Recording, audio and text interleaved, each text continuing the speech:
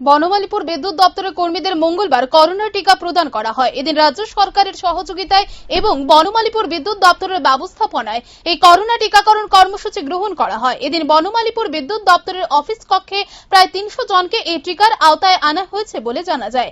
এদিনের টিকাকরণ কর্মসূচিতে বিদ্যুৎ দপ্তরের কর্মীদের ব্যাপক সাড়া পরিলক্ষিত হয়। 18 বছর থেকে শুরু করে 44 বছর পর্যন্ত যে বয়স সীমা রয়েছে, এই সীমার মধ্যে এই টিকাকরণ সম্পূর্ণ হয়। এদিন মূলত করোনার প্রথম ডোজ প্রদান করা হয়েছে বলে জানা যায়। 18 থেকে 44 এইজ গ্রুপের যারা আছে আমাদের কর্মী এবং অফিসার, তাদের এই ভ্যাকসিনেশন প্রোগ্রাম আমরা ব্যবস্থা করেছি। আমরা এখানে এই 300 জনের ভ্যাকসিনেশন করব প্রথম ফেজে।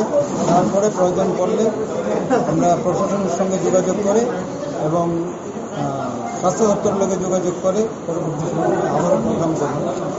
এবার এতে আমরা 300 জনের আমাদের প্রোগ্রাম আজকে করবে। আজকে যদি কমপ্লিট না হয় তাহলে কালকে আগামীকালকে এই অনুষ্ঠানটা কমপ্লিট হবে।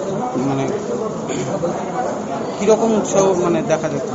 আমাদের এখানে তো সাংঘাতিক সারা, প্রচুর আমাদের কর্মীরা এসছে।